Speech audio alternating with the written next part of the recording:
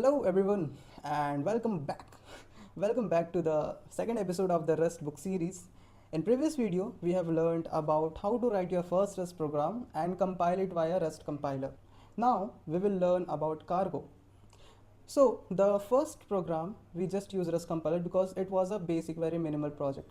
As our project grows, we will need dependency, we will include various things to handle, we will need various crates. In JavaScript you can say library, but in Rust you say crates, and you need various dependency that will be depending on your project. For that purpose we use cargo. So cargo is a build system, it compiles your program.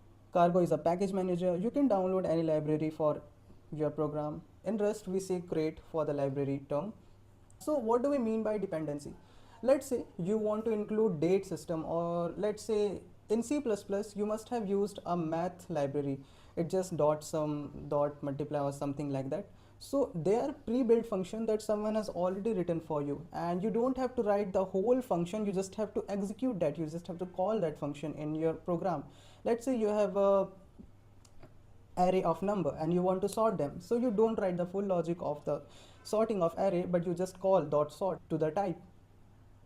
So basically it does that, and we need that library in our program, so we use any package manager to add that library in our program. For that we use cargo. Cargo compiles a program, cargo add library to a program and build dependency for that. For this program, for this Rust basic program, we don't have any dependency, we just have written a println, so we don't need any dependency for this. But as our program grows, we need dependency. So let's check, is cargo installed in our system or not? For checking, we must just write cargo version and it will give a version to you. And if you haven't installed cargo yet, if it is showing command not found or something like this, you can see this video. Okay, now we will see how to create a new cargo project. If you go and write cargo, you will have ample of commands here. You can use it, basically you can learn it from here and it will show you all the commands that you can have. We are going to use cargo new for creating a new Rust project, or you can say new Rust project via a cargo package. You can just say cargo package, nothing matters at all. Okay, so what does it create? Let's create it first. I was inside chapter 1, so let me go outside the chapter 1 and just create cargo new and our folder name. Let's say episode 2. And as you can see, we got a folder inside which there is a Rust project, source folder, main.rs file. It already initialized a git repository for me here, .gitignore file and cargo.toml file. So after we have got this much file, let's understand what each of them means. So cargo.toml.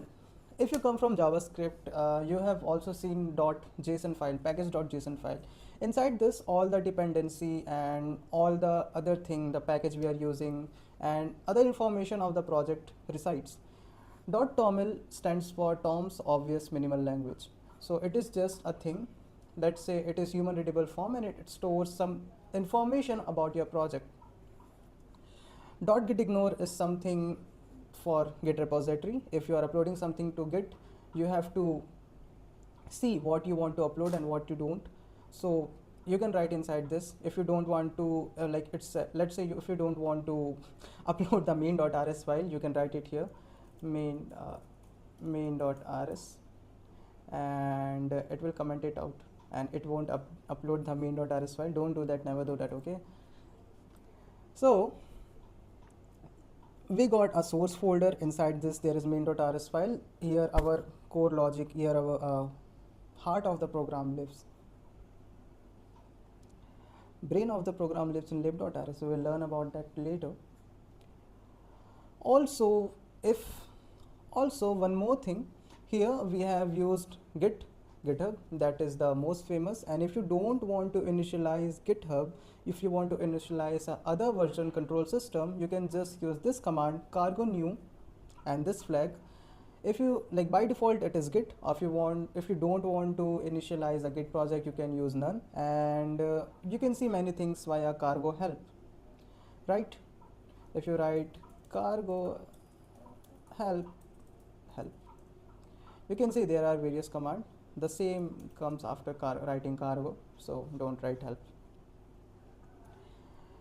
After we will compile the folder, after we will run cargo build, we will see one more file that is called cargo.log.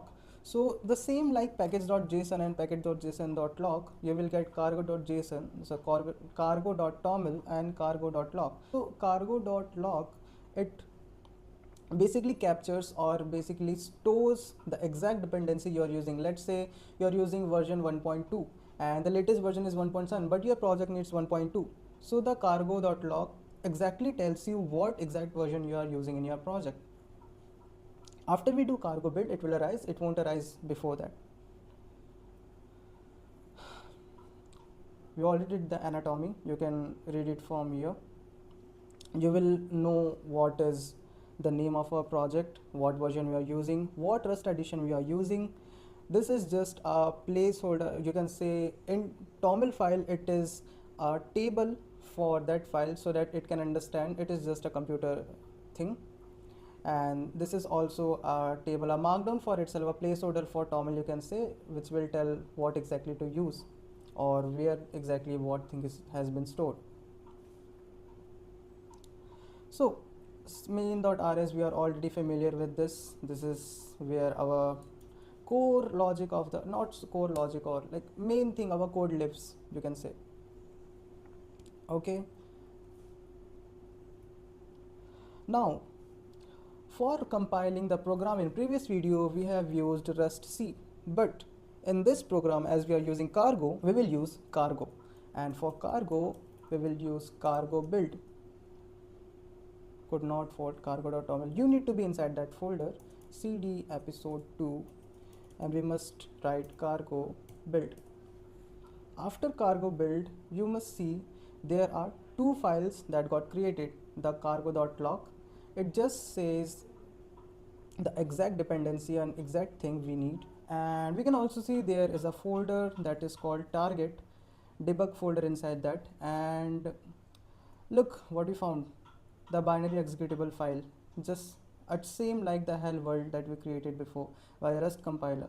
And binary executable file, we can execute this file via just writing target debug and what episode 2. If we execute it, it will print hello world for us. It's just like Rust C that we used before. But let me tell you a simple thing. We just don't write cargo build then execute that file. We can just write cargo run and it will run the program for you. It will compile the program for you and it will execute the program for you. Next, as I told, we can use cargo run. And next we have cargo check too. So we have learned about cargo build that compiles your program and create an executable file. We use cargo run that compiles and directly execute your files. You don't have to write command for executing it. After that, we also have cargo check. So what does cargo check do? It does check your program is compiling or not. It is much faster than cargo build because it skips the buildable process, like it doesn't build a executable file for you. So it is much faster. You can check if the program is rightly compiled or not. You can use cargo check. And I also have told you to use Rust Analyzer that will speed up your process. It will directly show you in terminal, like in the IDE, that it is where the error is. Okay, next, this is all command that we read. Now, as we are developers and we will ship the product, but during development we continuously iterate our project and rebuild them. We continuously change our code, so and that requires rebuilding our product. But what if we want to release it finally?